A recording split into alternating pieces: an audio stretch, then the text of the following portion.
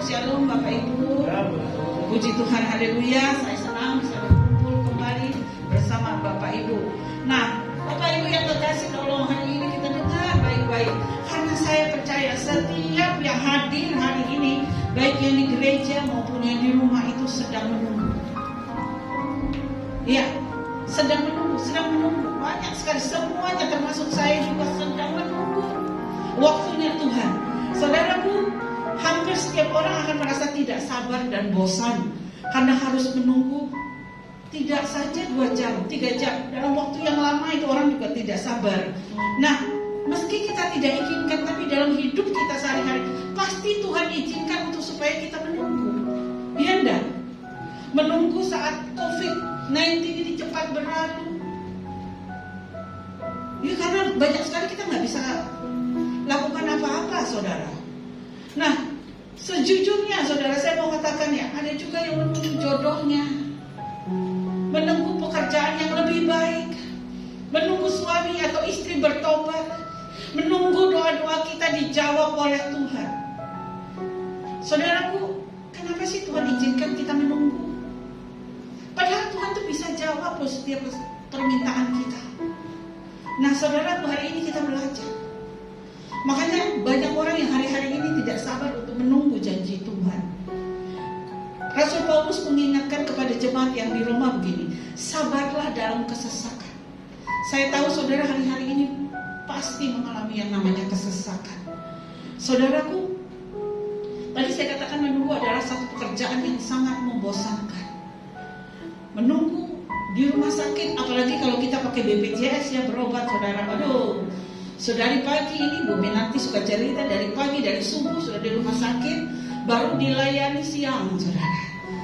Ya, Pak Abraham juga kemarin memeriksakan telinganya ke rumah sakit, saudara. Dari pagi, dokternya baru datang jam 12. Harus sabar antre, saudara. Menunggu kelahiran anak, banyak lagi menunggu yang lain. Nah, tadi saya katakan, kenapa sih Tuhan tidak membuat langsung menjawab doa kita? Kenapa sih Tuhan izinkan saudara-saudara untuk menunggu? Padahal Tuhan bisa jawab hari ini. Yang pertama, saudara, Tuhan mempunyai rencana yang indah walau kita tidak dapat memikirkannya. Katakan amin. Mazmur 37 ayat 7, kita baca yuk.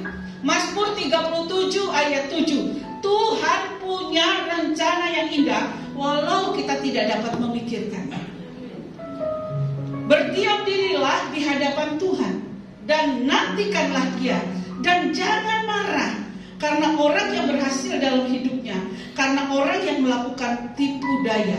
Nah, berdiam dirilah di hadapan Tuhan dan nantikanlah Dia. Ini jadi gini, apapun yang sedang saudara alami hari ini, terima.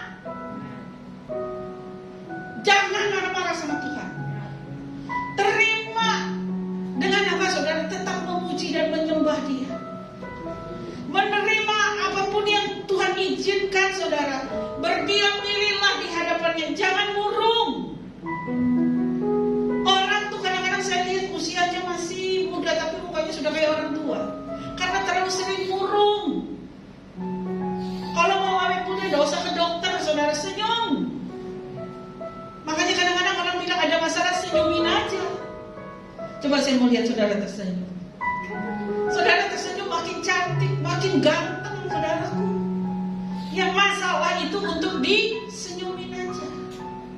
Senyum bukan kayak orang sebegini, bukan, saudara. Karena kita tahu saat kita tersenyum, surga sedang bekerja bagi kita. Yuk tepuk tangan bagi Dia. Ya, jangan marah kepada Tuhan. Jangan katakan, Tuhan, kenapa sih Tuhan tidak cepat menolong saya?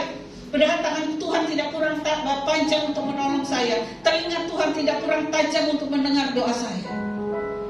Karena gini, saudara, ya, saya mengatakan tidak ada pohon yang berbuah dalam semalam. Benar, saudara? Pohon itu memerlukan proses ketika ditanam. Dia harus berakar dulu, batangnya mulai naik, daunnya tumbuh satu, lama gitu loh, saudara. Baru dia menghasilkan buah. Semuanya dibutuhkan proses, dan hasil itu yang terbaik adalah ketika menikmati proses itu.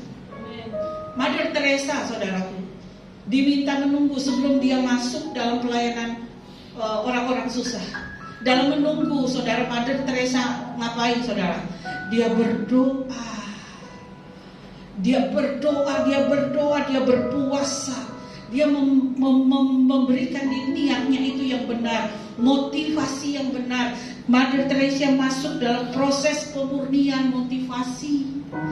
Nah, setelah proses pemurnian motivasi dia uji, maka dia dapat melayani dengan tulus.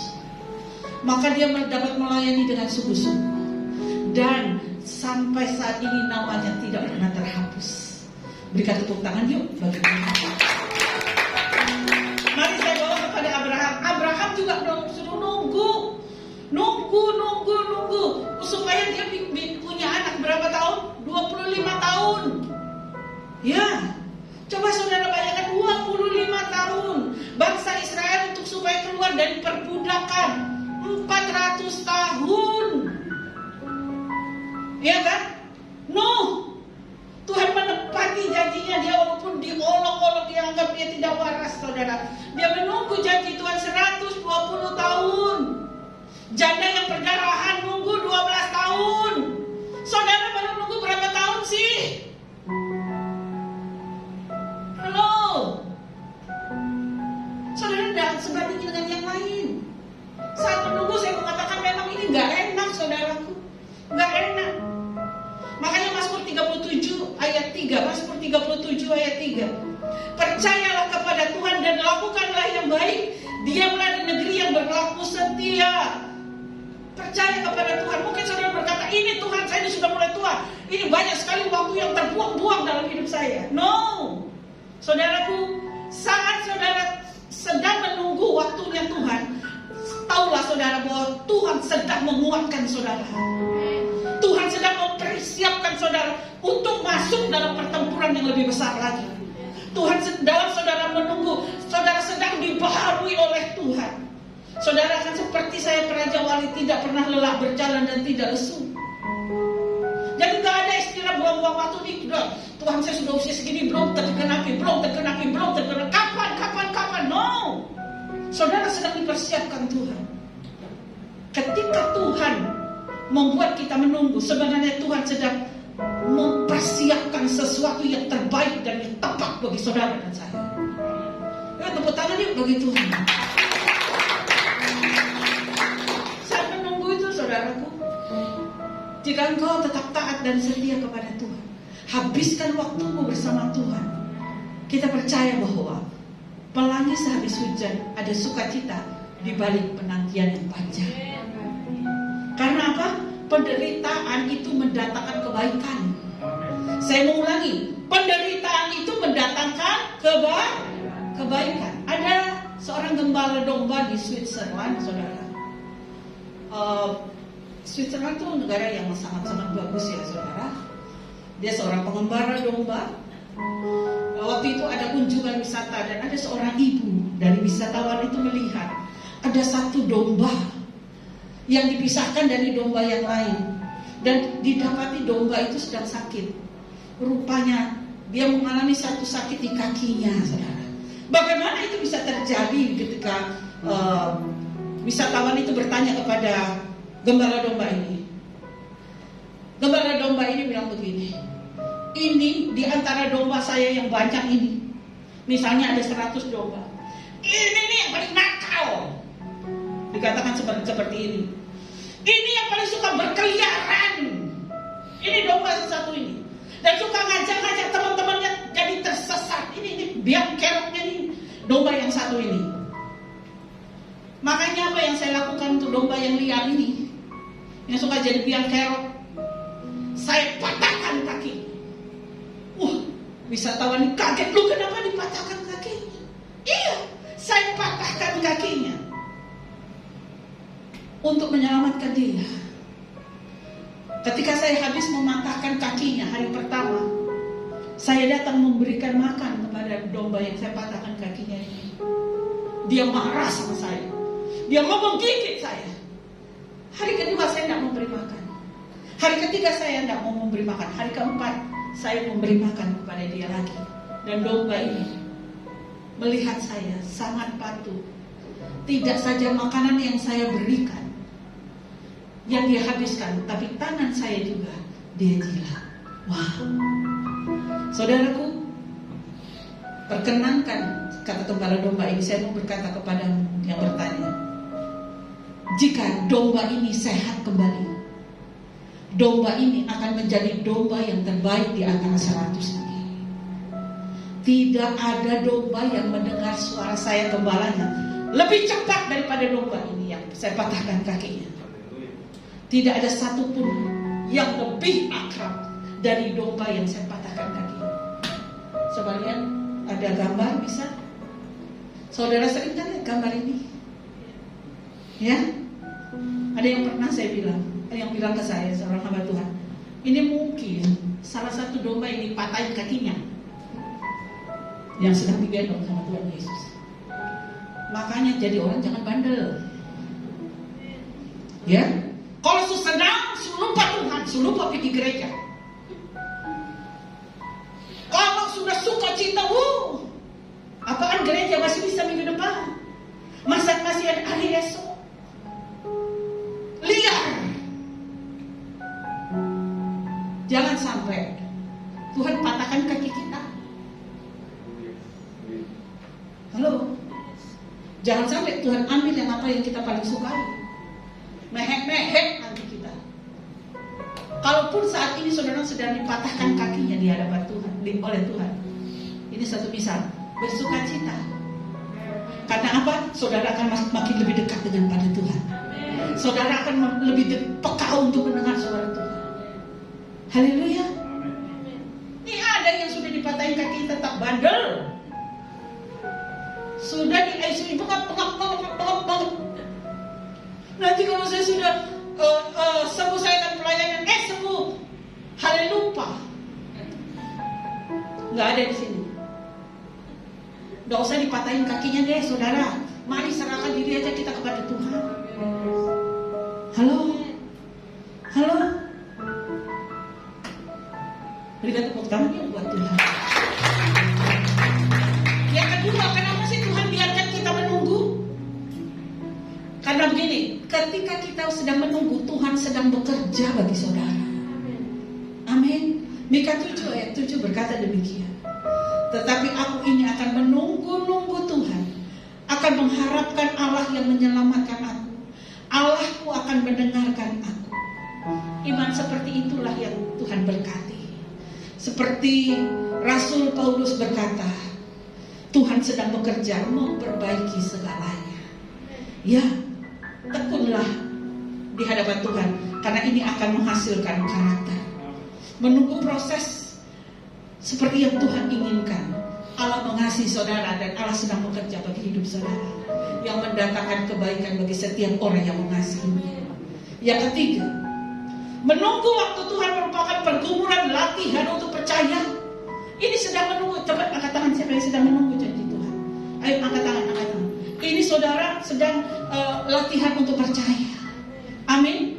Bahwa ada tempat waktu. Jadi kadang-kadang ada orang yang tidak sabar seperti Saul, saudara. Ketika dia berperang, dia menunggu Samuel lama banget datangnya. Akhirnya apa? Dia yang persembahkan langsung tanpa menunggu Samuel. Apa yang terjadi, saudaraku? Akhirnya dia tidak bisa menjadi raja Israel lagi. Orang yang dipilih dan dipakai oleh Tuhan itu harus setia dalam penantian, saudara. Karena menunggu waktu Tuhan itu adalah seni daripada iman. Ya, seni daripada iman. Jika sampai hari ini saudara Tuhan belum menjawab apa yang saudara doakan, jangan jangan tinggalkan Tuhan, saudaraku. Jangan melihat dengan kacamata kita sendiri, biar kita melihat dengan kacamatanya Tuhan, dengan perspektifnya Tuhan, menunggu janji Tuhan, menunggu jawaban doa, menunggu pertolongan Tuhan, dan jangan andalkan manusia. Kalau saudara andalkan manusia, saudara akan kecewa. Saya mau katakan yang di rumah maupun yang ada di gereja, jangan andalkan manusia, andalkan Tuhan. Kalau saudara masih andalkan manusia, saudara akan kecewa. Bahkan kalau saudara mengandalkan manusia, akan ada sesuatu hal yang buruk lebih lagi terjadi, saudara. Nah, saya akan berbicara tentang si Joshua. Ya, Joshua kan Tuhan bilang bahwa dia akan meruntuhkan tembok Yeriko. Ya kan saudaraku? Saudara, apa yang terjadi? Bahwa Tuhan berjanji pada Yosua akan ada perubahan terjadi. Di sini ada penungguan, saudara. Ada 7 hari. Disuruh ngelilingin, ya kan? Yosua disuruh ngelilingin tembok itu selama 7 hari. Hari pertama udah dikelilingi, saudara. Tidak terjadi apa-apa. Hari kedua nunggu, dia keliling lagi, tidak terjadi apa-apa. Padahal janji Tuhan sudah iya dan amin, kan saudaraku? Maksud saya itu gini loh, maksud saya kelilingi tembok pertama kali ya, kali pertama. Ya mbok, ya pasir-pasir dari tembok itu jatuh dulu dikit. Jadi kita bisa lihat, Tuhan sedang merencanakan janjinya dan janjinya sedang realisasi dalam hidup saya. Hari kedua, kelilingi lagi saudara. Batu-batunya jatuh deh dikit. Kagak ada, nggak ada tanda-tanda. Hari ketiga, hari keempat, hari kelima, kagak ada tanda-tanda. Nah ini yang biasanya kita goyah. Iya nggak? Karena ada tandanya mana? Bukannya tambah bagus, tuh tambah hancur. Iya kan? Kita nunggu. Joshua. Hari ke-6 lagi di jalan. Kagak ada. Dan hari yang ke-7 tembok itu. Gini loh, saya mau berkata pada saudara gini. Saudara harus tetap berdiri teguh walaupun janji itu belum kita lihat. Tepuk tangan yuk. Saudara harus berdiri teguh walaupun belum ada kemajuan. Nggak usah jauh-jauh deh, kita punya gereja sendiri kan. Ini kita udah doakan pagi, siang, sore, malam itu di depannya. Tuh kayaknya tidak ada kemajuan. Tunggu. Ini bukan saya bicara saudara saya juga nih. Saya berbicara buat saya. Setiap lewat situ aduh, kayaknya nggak ada perubahan. Yosua juga ngalami loh. Wah, hari pertama pasirnya kayak jatuh dikit biar haleluya Tuhan sedang bekerja. Hari kedua tuh batu-batunya deh jatuh gak ada. Saudaraku, saya mau katakan intinya gini loh. Tuhan itu menyuruh Yosua itu 7 hari kan. Hari 1 sampai ke-6 tidak terjadi apa-apa. Apa yang sedang Tuhan coba lakukan? Jawabannya adalah karena Tuhan ingin mengajarkan kepada mereka apa yang dinamakan percaya kepada Tuhan.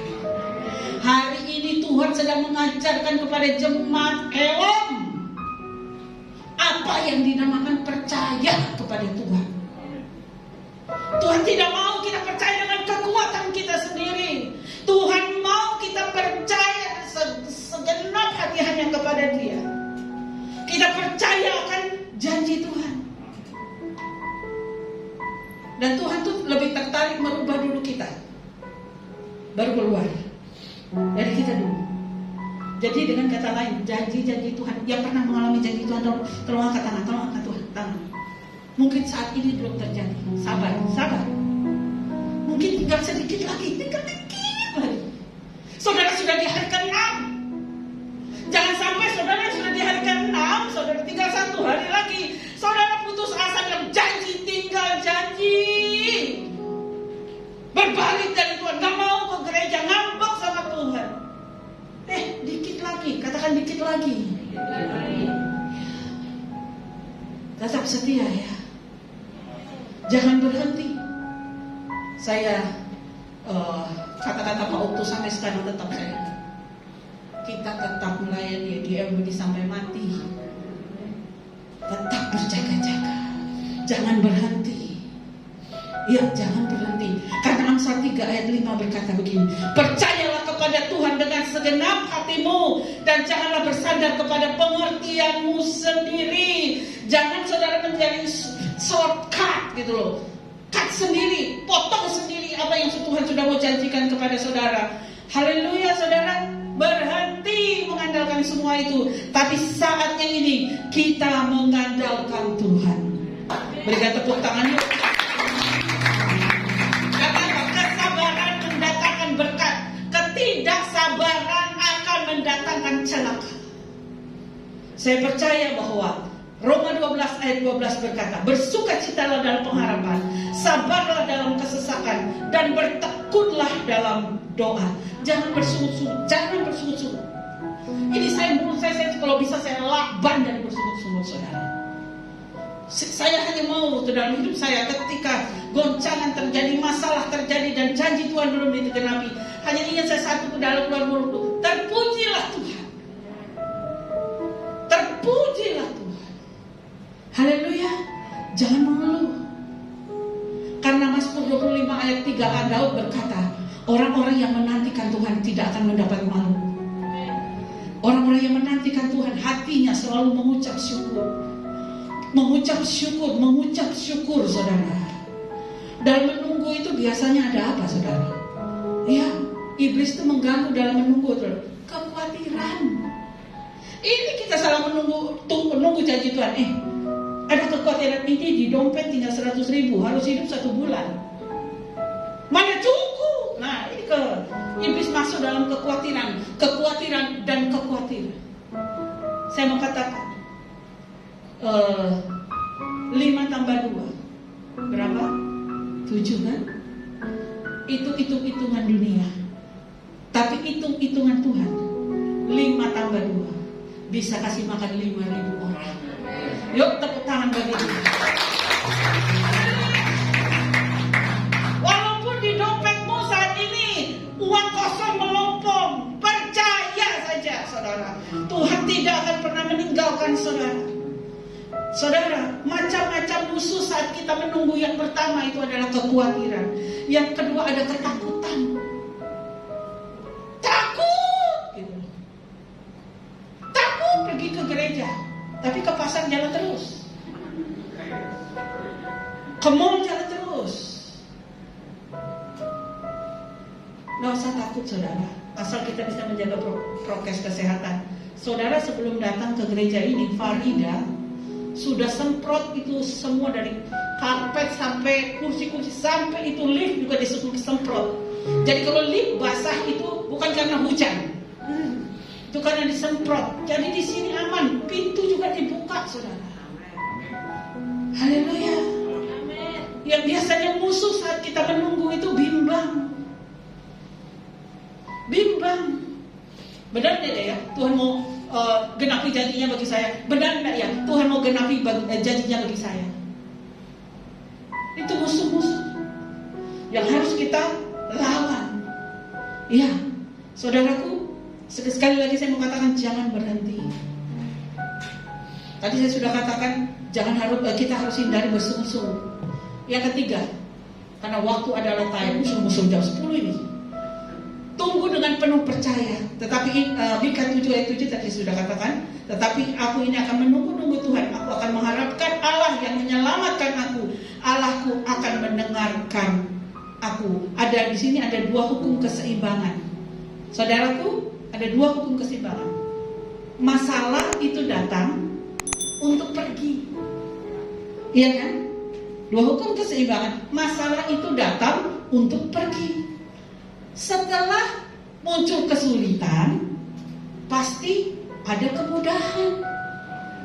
Iya enggak saudara? Setelah hujan selalu ada pelangi.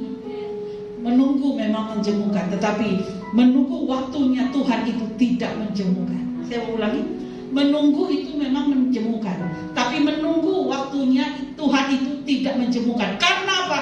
Ada kepastian. Tepuk tangan yuk bagi Tuhan. Saudaraku, sesungguhnya dunia tempat kita tinggal ini merupakan ruang tunggu sampai Tuhan datang. God bless you all. Tuhan berkati. Tuhan pasti yang terbaik.